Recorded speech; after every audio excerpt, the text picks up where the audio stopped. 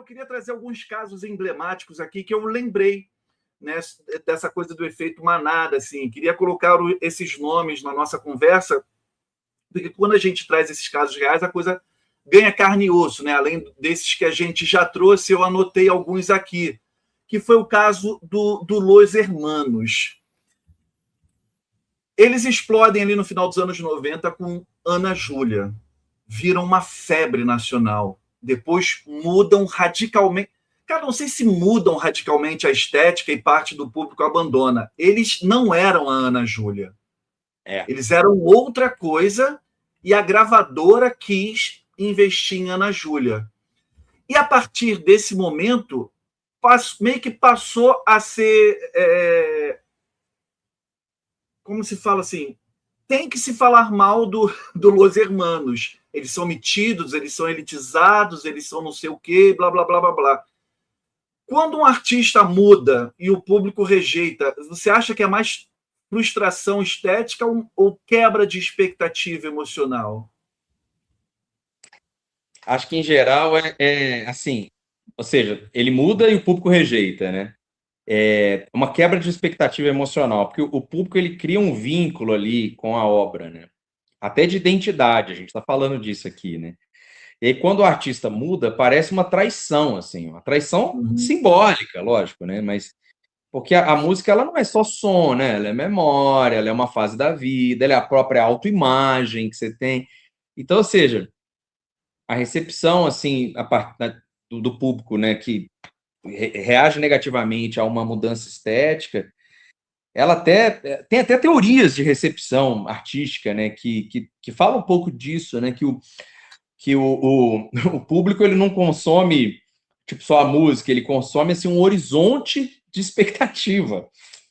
E quando você está rompendo isso, você está mudando todo o panorama dele, né? Então, ou seja, você não está rompendo só o padrão musical ali, mas uma identificação dele até autobiográfica mesmo. É uma coisa grave, né? Então, ou seja, a rejeição ela é menos técnica até, ela é mais simbólica do que tudo.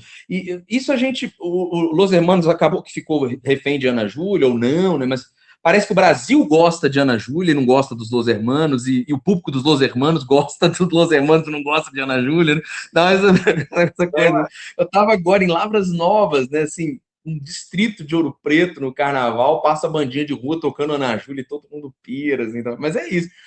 Acho que a gente falou dos Beatles, né? Uma banda que muda muito, né? E eu acho que ela traz essa questão. Lógico que hoje a gente olha para a obra e entende a obra, mas acho que quem estava lá, quando sai do Help, vai para o Rubber Soul e vai Revolver, Sgt. Pepper, cara, muita gente foi junto.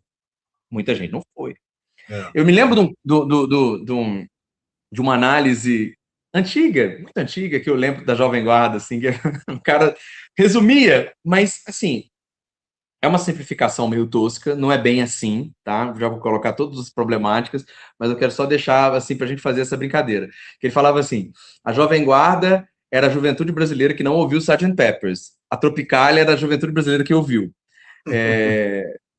Entendi. Cara, a brincadeira. É fato que a gente pode entender essa afirmação assim e ver, ou seja, o que você se pega numa estética e vai, ou aquele que vai para outra. Uma coisa, e falando disso, por exemplo, tem uma banda, até da invasão britânica mesmo, que ela é uma banda que foi especificamente muito popular no Brasil. Chama Hammer Hermits. Cara, os discos do Hammer Hermits eram lançados no Brasil. Não são, inclusive, raros, porque vendiam bem. O Hammer Hermits, ele foi a única banda da invasão britânica a vir tocar no Brasil na época. Ele tocou em São Paulo nos anos 60, ou seja, ainda aumenta, né, a popularidade da banda no Brasil. Não tenho, deixar claro isso aqui, não tenho nada contra o Hammer Hermits, inclusive deve ter uns 6, 7 discos do Hammer Hermits. Só que o que é constrangedor é quando você escuta um disco do Hammer Hermits de 68, de 69, e ele soa como que os Beatles estavam fazendo em 63. Entendi. Mas é isso. Entendi. Não é todo mundo que vai ter capacidade de fazer aquilo que os Beatles estavam fazendo, de ir pro Revolver, pro Sgt. Pepper. Cara, não, a gente não sabe fazer isso não, cara. A gente só sabe fazer, tá ali na coisa, pá. E assim, tem uma...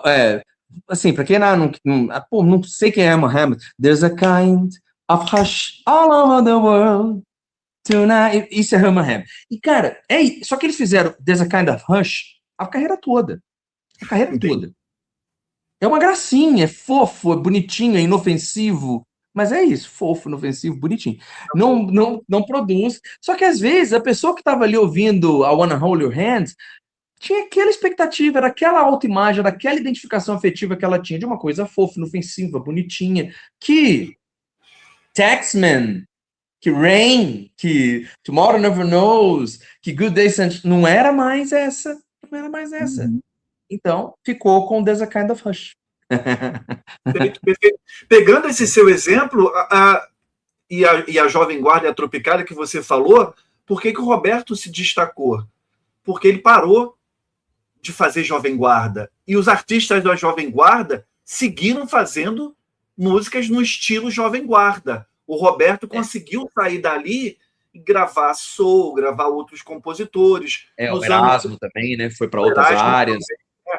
O Erasmo gravou samba rock, não sei o que, ele flertou mais com a música brasileira, percussiva. O Roberto mudou até não a forma de compor, isso eu até conversei com o Paulo ontem, né? Ele, dentro daqueles 3 discos, Jovem Guarda, o de 66 e o Roberto Carlos em Ritmo de Aventura, ele se consolidou como o artista que ele é, né? E a partir dali, do que ele formatou nesses 3 álbuns, ele só foi lapidando, melhorando as coisas. Nos anos 70, ele troca os compositores que ele gravava e tudo. E a galera da Jovem Guarda ficou na Jovem Guarda.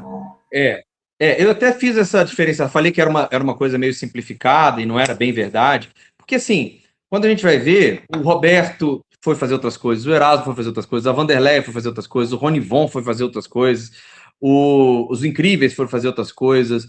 Então, assim, não é, a maioria foi fazer outras coisas, inclusive. Mas teve uma turma que realmente ficou fincada ali naquele estilo e tentou surfar. E você escuta discos de algumas bandas, né, conectadas ali ao início do rock brasileiro dos anos 60, discos de 74, de 75, que soam como discos deles de 64, de 65, melhor gravados.